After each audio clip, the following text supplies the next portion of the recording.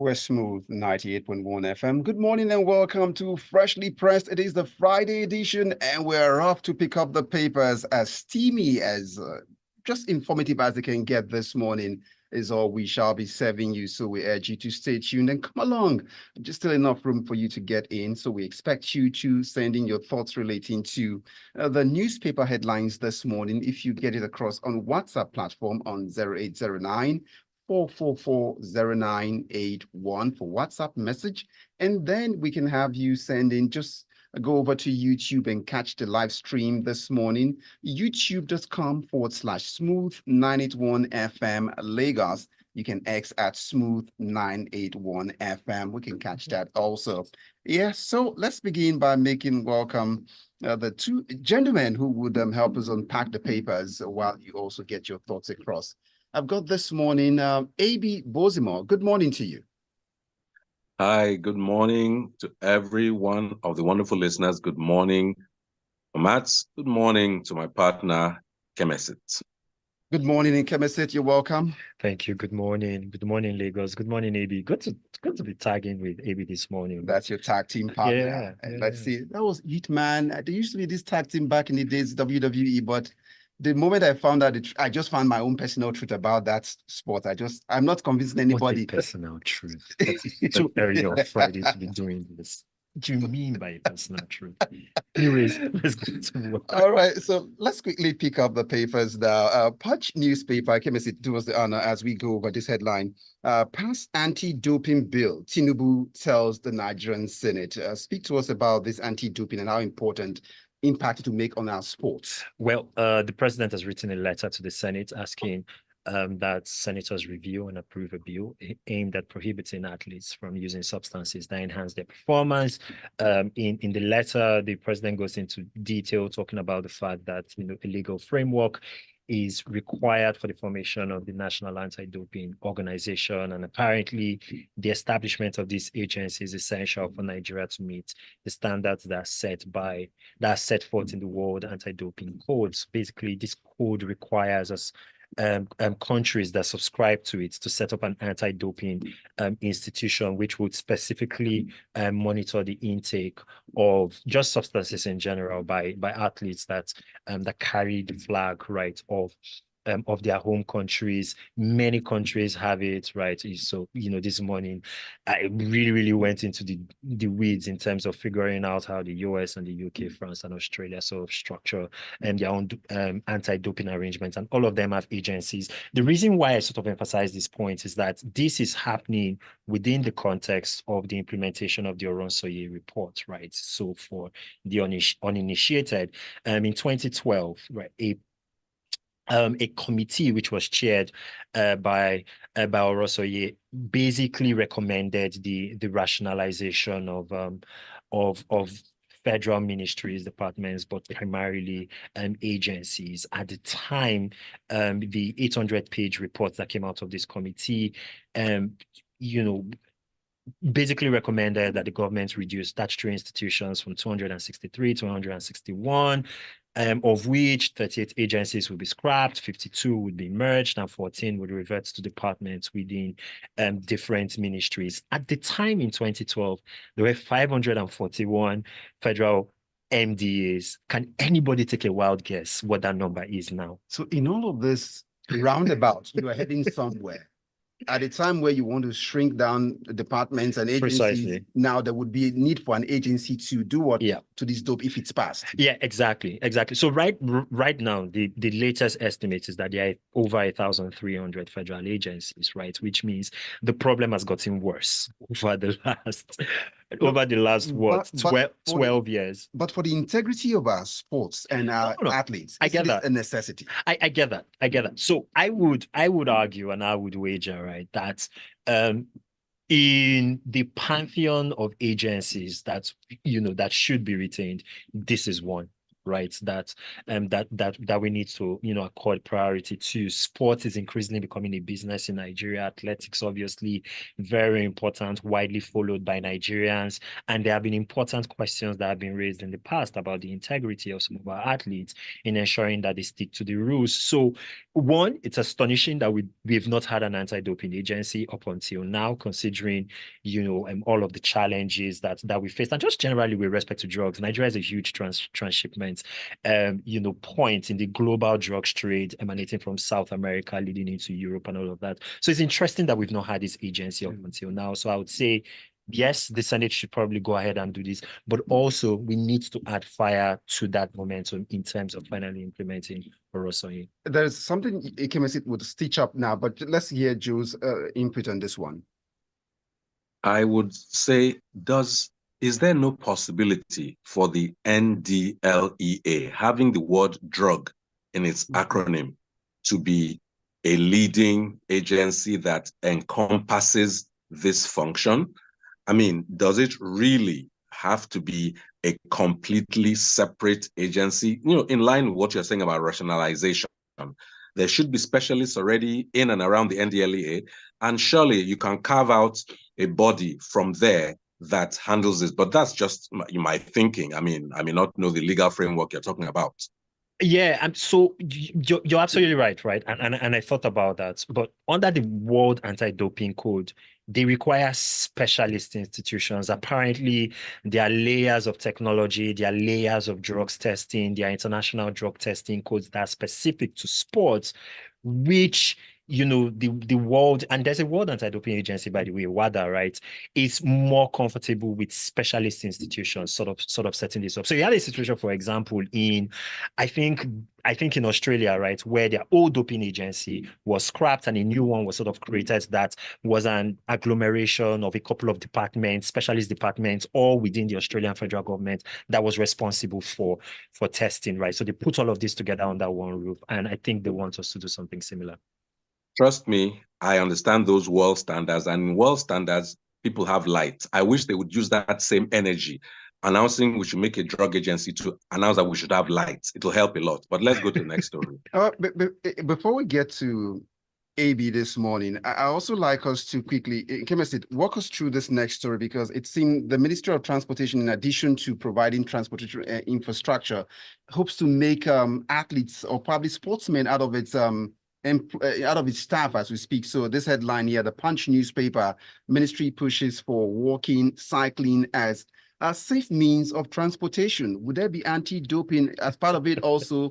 Just walk us through this story. I think the transport ministry actually wants to make athletes out of all of us, right? So basically, the permanent secretary at the Ministry of Transport, Orinola Olufemi, said it's important for us to have sustainable, safe, and efficient transport modes in response to rapid organizational population growth.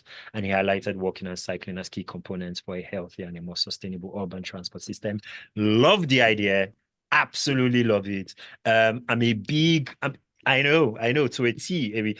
So I'm a big urban, I'm a big urban, technology fan. I don't do this professionally, but I've actually read a lot about it in the last 5 to 6 months. Watched a lot of YouTube videos, write about it. All of this will be underpinned by the supporting infrastructure, right? So bike lanes, cycling lanes, dedicated transport channels, right, for cycling. Because have you tried cycling in Lagos?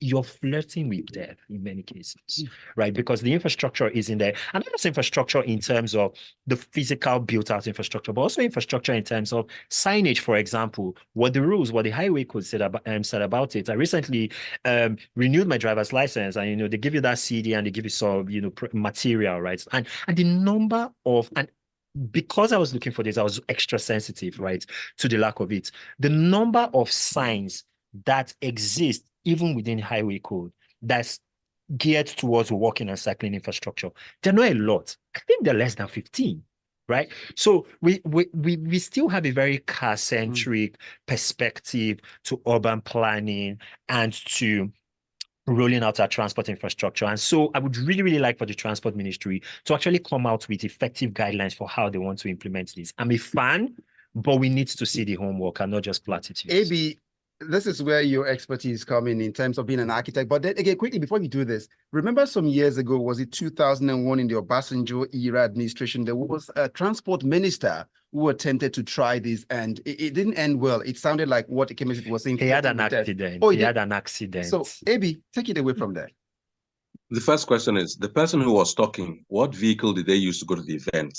Was it, if it's somebody representing the minister, did he drop any one of his 4 bullet or non-bulletproof SUVs to have this conversation? Like Ikemesit said, there can be nothing more elegant, healthy, and actually humanizing and community building as cycling infrastructure. The lanes, the signage, the bike stands. If you take a bicycle now to a typical building, where will you leave it? Is there a bike stand? As you are going on the way, will one Moluwe not consider you to be an insect on the road and try you? So even starting from the mentality of the other people in other vehicles, ask these people who ride motorcycles to deliver right now. Their lives are constantly in danger. Now talk of a bike. So it takes a lot, but it's a phenomenal idea. It'll take us replanning our urban space, adding the necessary infrastructure. The surfaces, ideally, if you're to fall on a cycling lane, you shouldn't scratch your whole leg from shin to toe. You should have supportive structures and all that. But it's a great idea. Nigeria does not lack good ideas. It's implementation and commitments. The way AB just anchored it, but he's right. I recall that the president of the US, Joe Biden, went cycling and he fell off and there wasn't scratches reported. So it's just buttressing what you said. Well, so AB, let's get into your Vanguard, the Vanguard newspaper that is, with the headline, "No pay, no work. ASU threatens to down tools over salary arrears." It seemed like the jungle is calling once again. We talked about great ideas. Ordinarily, university communities all over the world are a hotbed of innovation, energy from young minds combined with seasoned administrators and academics. You have some of the most wonderful developments coming from there. Here, the first thing is we have a twist. Normally, we hear no work, no pay. But as we're saying, no pay, no work. And why is that? They say the federal government has failed to pay the university lecturers their withheld salaries. There was a time in the former administration they went on strike and they were not paid. That was the lay of the land. They say since then, they have made up the time that they were on strike and that they should be paid. Indeed, the FG has paid 4 months out of a supposed 7.5 months that are due to them. And they're saying it's not about paying the 4 months. You're not doing us a favor. If we have done the work, we merit our pay. It seems to me that the FG, considering how when we remove subsidy, we supposedly had so much more money available, yet we still keep going for loans and simple, relatively, I should think, simple administrative tasks like paying what is being owed to university lecturers does not appear to be rising to the bar of importance. And that tells me a lot about priorities, because I will bet you that there's not a single person in any of the legislative arms of the office or the presidency whose salary or allowances has been not just delayed, but in fact not paid at all. So this tells you sometimes how the government in office sees the education sector. And we're entering May, we have entered May, we're going to June. Very soon, a number of them will be jetting out to foreign universities because this is commencement time abroad. Many people graduate at this time. They will go and take nice pictures and selfies with their offspring who they sent to foreign universities where the pay and the schedule and everything are guaranteed. I do not see why. In fact, the question was asked, we don't want to hear that there's no money. This is the ASU talking, because if the government can award a 15 or 13 trillion naira contract to construct a road, they should be easily able to afford a mere, in quote, 200 billion for Nigerian universities. And that right there is the context. Numbers in and of themselves may mean little, but when you put them in context, you begin to see what looks ridiculous and what looks reasonable. Indeed, if we can prioritize in paying 1 point something trillion to start the Calabar Coastal Highway, Lagos Calabar Coastal Highway, we paid 1 point something trillion.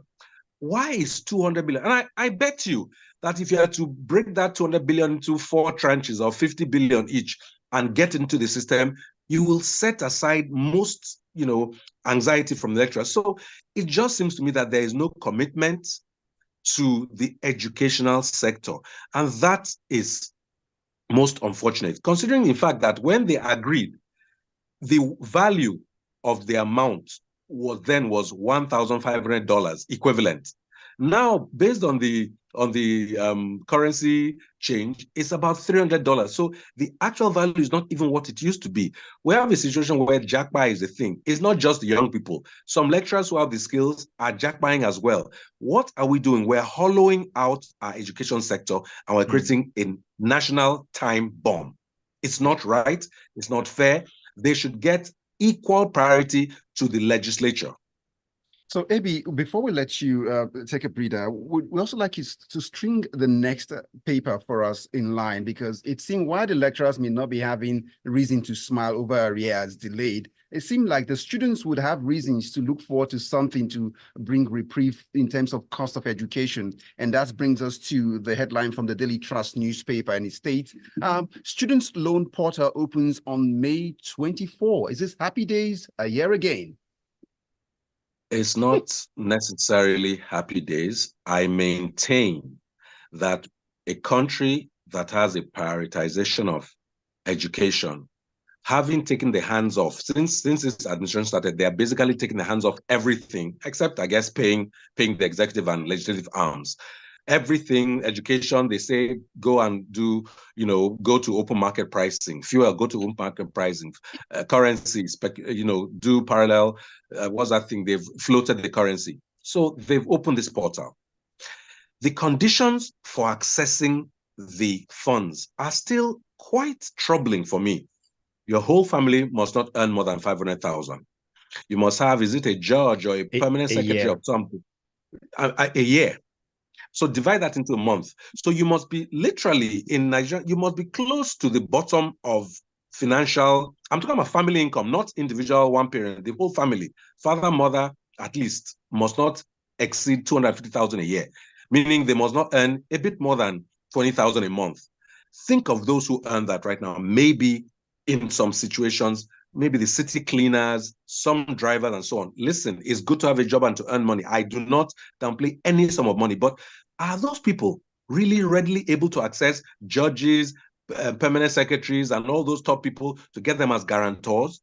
If on a good day, those people, if they have access, those people would actually help them sponsor their children. But it's a system that's been put in place. It has been announced, postponed, announced. It's now about to start. I hear that about 50 billion in total was made available for this scheme. Actually, I just checked. Apparently 60. Oh, 60 billion in total was made available for this scheme. And each individual can get a maximum of 500,000 payable a couple of years after graduation. The terms, the concept is not bad at all. Especially, at least you access it, I'm sure, with your BVN. You can't run away. You must be trackable. So that's not a bad thing. But I still feel a component of this could have been grants. If you're trying to improve your human development index, you should make sure that people can access education at sometimes the best means. State governments too should weigh in on their students. It shouldn't only be the FG. There must be a need to prioritize education, because it's from education you can lift the entire society up. When people are thinking the right way, I think they're better able to be productive in society. That's just, it's not a bad thing, but I think it's still going to be hard to access for the target market. That's my challenge. And I would have preferred grants.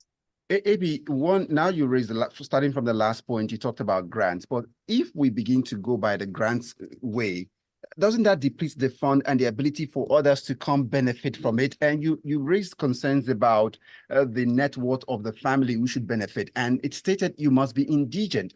at that level, doesn't that also serve like this is a target, not for if you can afford it, don't come for it.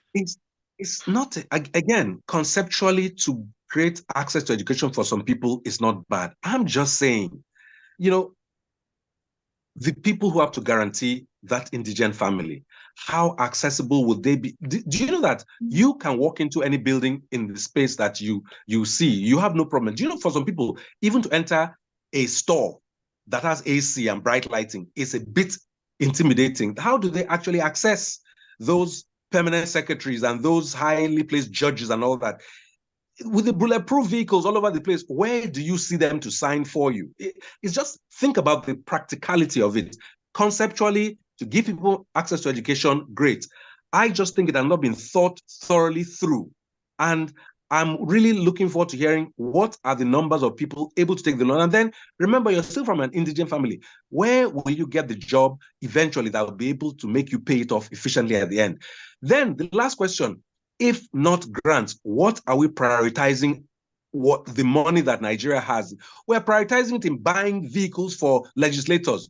I think they should work and give children the money to go to school. They should Maybe cycle to work. But they should cycle. Yeah, and have good health. Cycle. Exactly. Right. So I was going to say, with respect to the grant versus credit conversation, you can split it. You can make a portion of it. Grants, right, which would basically be a government donation towards your education and your upskilling, and then the rest of it could be a loan.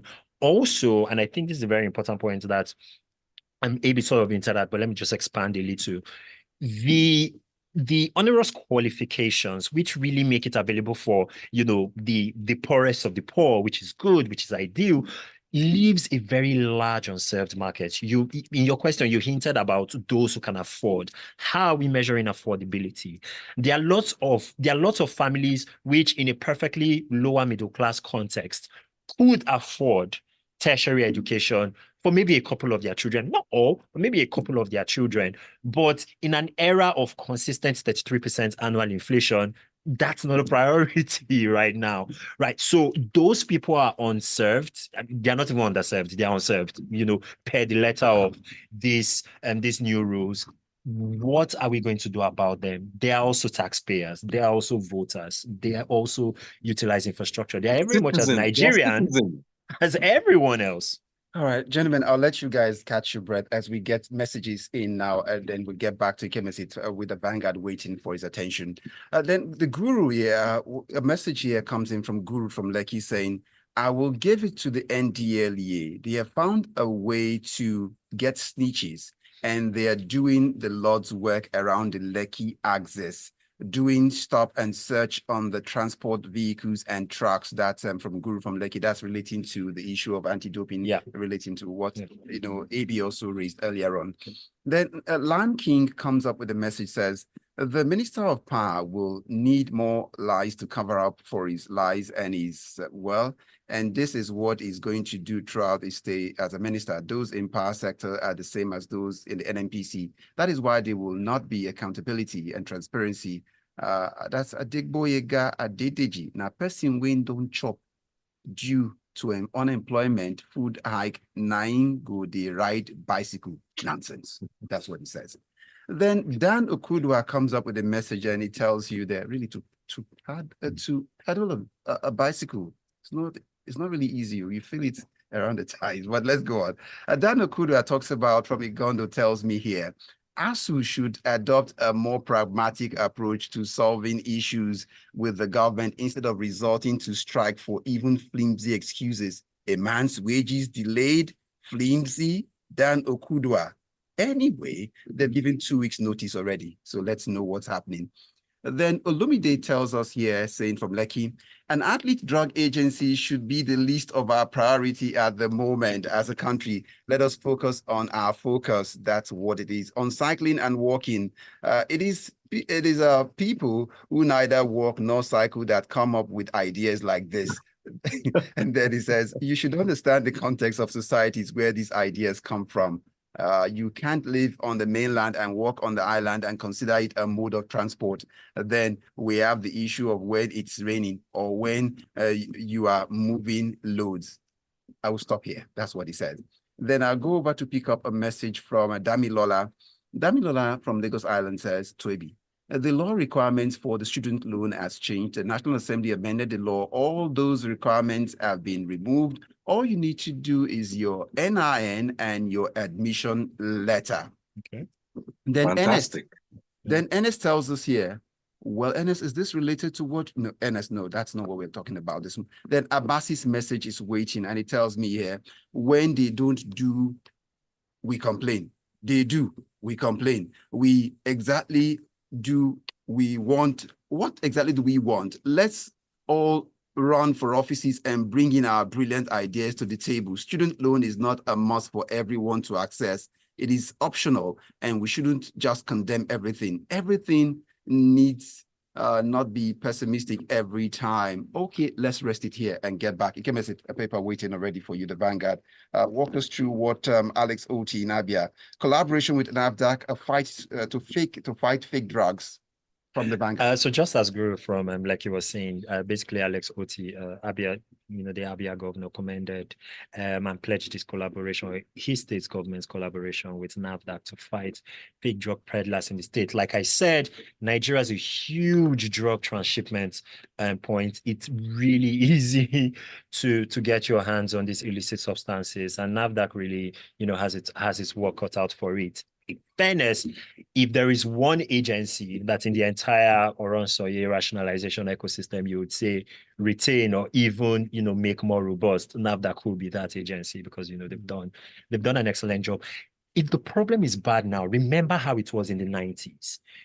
People were richer in the 80s and in the 90s. People were writing novels. They were singing songs. They were, just shining a light and highlighting the scale of the problem. So the fact that we are no longer within that paradigm, but there's still a lot of work that remains to be done, I think it's kudos to NAFDAC and it's and especially its work of bringing a lot of, collaboration, a lot of organizations and institutions, right, collaboratively to work to address this. I know they have a long-standing relationship, for example, with NAPTIP, right, the agency that deals with the trafficking of persons, right, because oftentimes a lot of these drug peddling concerns are also, they also dabble in people trafficking. And so in that sense, I know this sounds like a NAFDAC plug, but hey, it's Friday. Let's give them their flowers, right? They've done a really good job. And hopefully, with this commitment from the Abia State governor, they are also able to do good work in Abia State. So,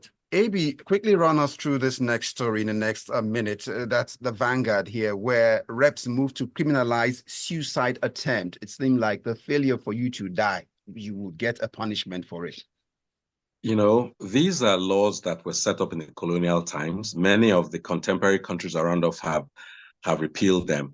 And the president of the Association of Psychiatrists is saying, look, remove the criminal cover or potential criminal consequence so that you can now create healthcare facilities. Consider suicide as maybe the most extreme end of depression. Think of the context in which a person actually contemplates suicide. Does a hopeful person contemplate it? No. So apart from decriminalizing it and also creating mental health awareness and support, I would say the best thing to the National Assembly and all those in office, make the country great. People will not want to run away from their lives here. I mean, that's on a very simple note. But basically, what's the point of punishing a person who has lost so much hope that they thought of ending their own life? Really, it doesn't seem to make any sense to me either. Very, very quick extra context. Now, suicide was criminalized in colonial times, in part because people used, self-immolation and suicide in order to make a political point. And so sometimes it's good for us to recognize the context within which a lot of these laws persist. Suicide is I tell people this, it's not really a victimless crime in and of itself. Obviously, the family of whoever it is that's committing that will obviously be affected, right? But it's not an overt crime against another person. Why are we criminalizing it? So let's reach out as we sum up now quickly with messages. Joshua Falabi says, well, lecturers would jackbar. Many of them are owed over 17 months salary, while some have been denied their promotion and while teaching in a poor environment. If the government considers them, they will pay them and ensure we have a good conducive teaching environment. Ibukun's thoughts waiting now. It says AB is dead right. How can we give 9 billion to people going on Hajj, but we want to give loans to students? 90. How? Okay, 90, right? 90 billion. How many permanent secretaries and judges do we have to guarantee 120,000 applicants? We are in an upside down world. A Bukun from K2. Ajayi Oloniluwa sent in this one a final message. He says, there is no way an indigent student will be able to meet the stringent conditions attached to the federal government students loan scheme. And he says, giving grants would have been more beneficial. Ajayi Oluniluwa from Magodo, GRA Sherry, and that's how we sum it up this morning. I want to say thank you so much to AB Bozimo for your time and your views this morning on the show. Thank you. Always great to be here. You may agree or disagree with me. You can hit me up at AB Bozimo on all platforms. Have a wonderful weekend ahead. Ikemesit. Thanks very much, Lagos. Thanks very much, AB. This was good doing this with you. I am at George Ike, George as in a court George, and Ike with a Y and a K on Twitter. I am at George Ike01 on Instagram. Thank you. It's still the smooth breakfast. We're heading straight into the locker room. Everything sports. It doesn't look like Ikemesit team has a Hey. Anyway. Oh, that slander. The locker room is up next. Come on, man.